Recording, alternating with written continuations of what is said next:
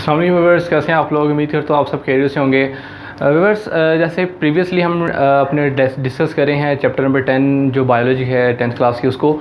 तो इसमें हम अपना जो टॉपिक 3 है वो डिस्कस करने जा रहे हैं। इससे प्रीवियसली क्योंकि हमने जो स्टार्ट किया हुआ वो गैसेस एक्सचेंज इन ह्यूमंस है, तो उसमें हमने एक फ़र्स्ट पार्ट जो था वो डिस्कस किया था एयर पैसेज वे। और अब हम डिस्कस करेंगे द लंग्स के what are the lungs. Actually lungs को हमने प्रीवियस लेक्चर में भी थोड़ा सा डिस्कस किया था कि मेनली जो हमारा यूनिट है जहाँ पर गैसेस एक्सचेंज परफॉर्म होता है वो हमारा लंग्स एरिया है। अब लंग्स जो हैं हमारे पास, अगर आप इसको देखें तो ये हमारे पास पेयर की फॉर्म में होते हैं, यानी कि 2 लंग्स होते हैं इन ईच इंडिविजुअल।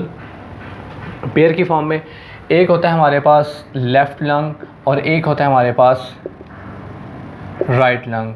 जो लेफ़्ट लंग होता है ये थोड़ा सा स्मॉल होता है और इसके 2 लोब्स होते हैं,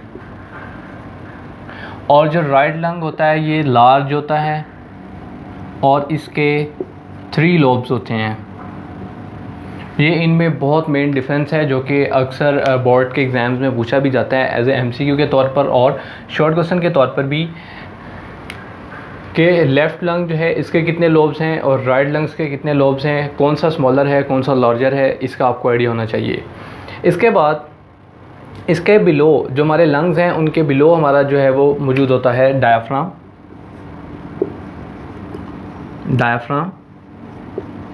और इंटरकॉस्टल मसल्स।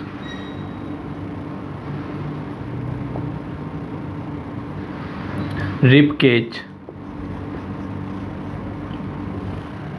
ये जो हमारा सारा रीजन है ऊपर वाला जहाँ पर आपको जो बोन्स महसूस होती हैं, ये आपका रिब केज है, आपका एक इंटरनल डायाफ्राम है जिसके नीचे आपके जो है वो क्या मौजूद हैं, आपके लंग्स अवेलेबल हैं, क्योंकि यहाँ पर ये आपकी हार्ट प्रोटेक्शन जो है वो प्रोवाइड करते हैं आपके लंग्स को। अच्छा, ये जो हमारे हैं रिब केज, ये हमारे पास 12 पेयर्स होते हैं रिब्स के, 12 पेयर्स ऑफ रिब्स। 12 पेयर्स का मतलब है 24।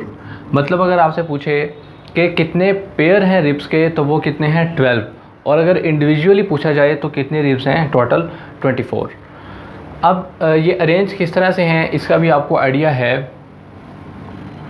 कि हमारे पास जैसे इस तरह से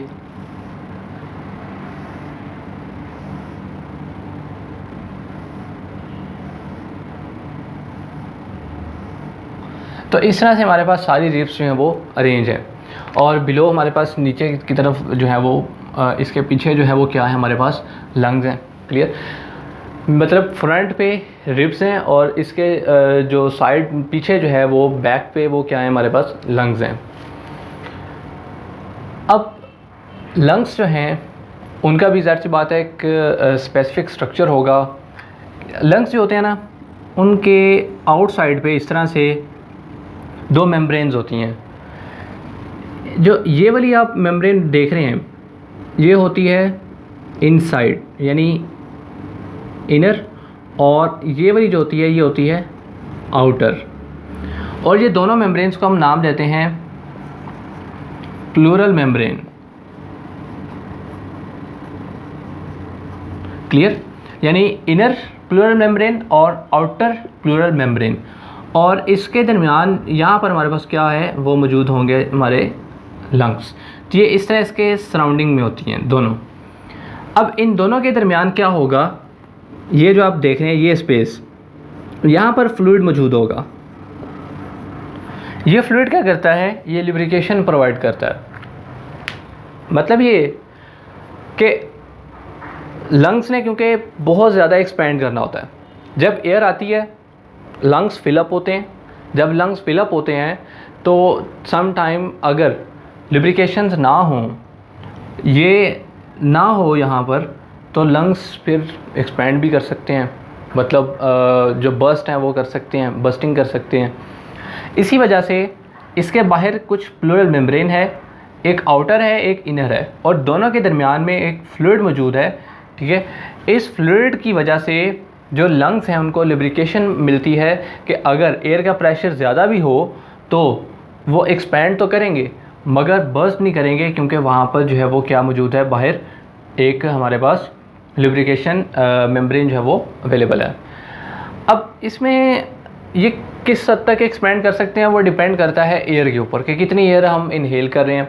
अगर हम एक्सरसाइज में होंगे तो ऑब्वियसली हम क्या करेंगे कि हमारा जो लंग्स हैं वो ज़्यादा मतलब करेंगे वर्किंग, और अगर हम नॉर्मल पोजीशन में हैं तो वो कम वर्किंग करेंगे। तो वो डिपेंड करता है कि हम किस पोजीशन में हैं। इसके बाद लंग्स का मेन फंक्शन क्या है? लंग्स का मेन फंक्शन है ब्लड को प्योरीफाई करना, मतलब कि ब्लड को ऑक्सीजन रिच करना और कार्बन डाइऑक्साइड को वहाँ से रिमूव कर देना। मतलब ये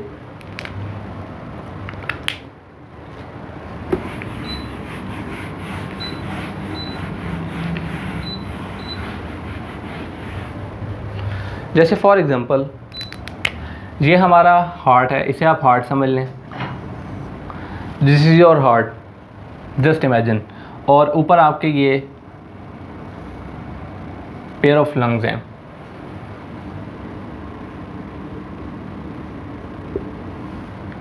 अब आपका जो हार्ट है ना, इसके चैम्बर्स हैं, इसके 4 चैम्बर्स हैं, फर्स्ट, सेकंड, थर्ड, 4।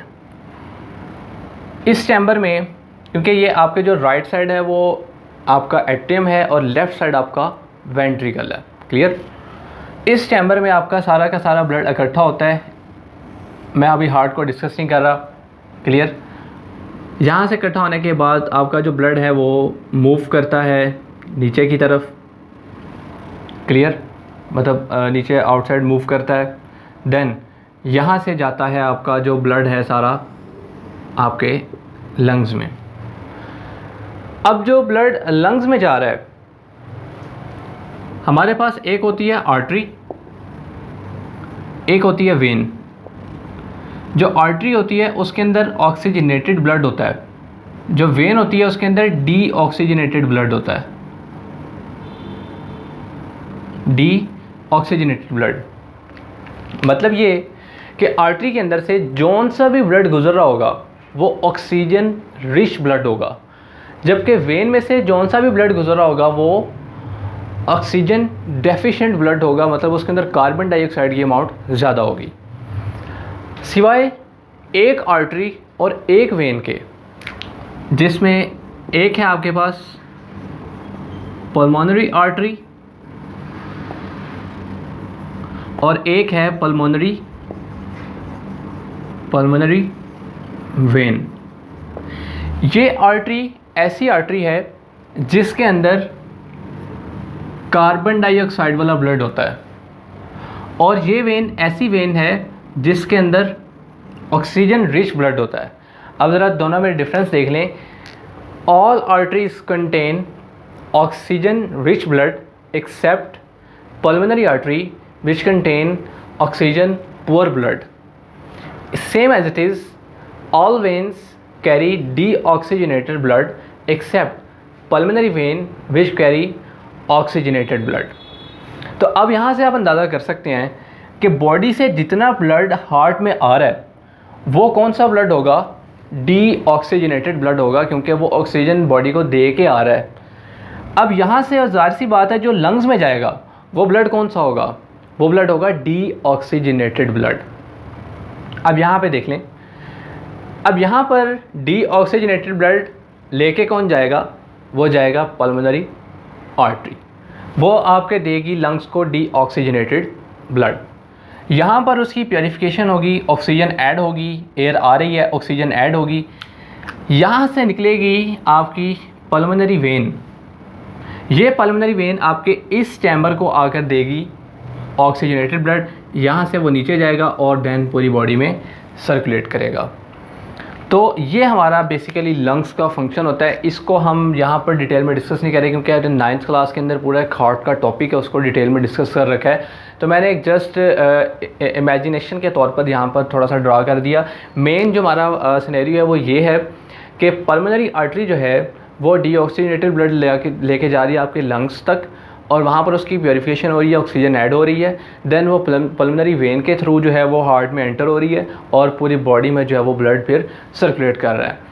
तो इस तरह से ये फंक्शन हमारे पास जो है वो परफॉर्म होता है कि लंग्स और हार्ट जो हैं वो दोनों के साथ इंटरकनेक्टेड होते हैं, कि हार्ट जो है वो ब्लड को कैरी आउट कर रहा है for sending to the lungs, कि वो लंग्स को सेंड करे, भेजे लंग्स तक, वहाँ पर उसके अंदर ऑक्सीजन ऐड हो और वापस वो मूव करे हार्ट तक, और हार्ट जो है ब्लड को पूरी बॉडी के अंदर जो है वो सर्कुलेट करवा दे। तो ये जो वेरिएशंस हैं ये आती रहती हैं। अगर हम नेक्स्ट अपने टॉपिक के ऊपर मूव करें तो वो नेक्स्ट हमारा जो टॉपिक हम डिस्कस करेंगे अपने नेक्स्ट लेक्चर के अंदर, वो हमारा होगा इन्हेलेशन और एक्सहेलेशन के ऊपर, कि किस तरह से हम एयर को इन्हेल करते हैं और एक्सहेल करते हैं और क्या चेंजिंग आती है हमारी बॉडी के अंदर इन्हेलेशन और एक्सहेलेशन के दौरान। तो ये हमारा टॉपिक यहाँ पर कंप्लीट हो गया, complete gaseous exchange in humans. First part हमने डिस्कस किया था एयर पैसेज वे का, और ये हमने डिस्कस किया द लंग्स। तो ये हमारा वो टॉपिक जो है वो कंप्लीट हो गया। तो स्टूडेंट्स नेक्स्ट लेक्चर जो है उसके अंदर हम डिस्कस करेंगे कि what is inhalation and exhalation. Hope so आपको वीडियो पसंद आई होगी। चैनल को सब्सक्राइब लाजमी करें फॉर फर्दर वीडियोज़। ओके।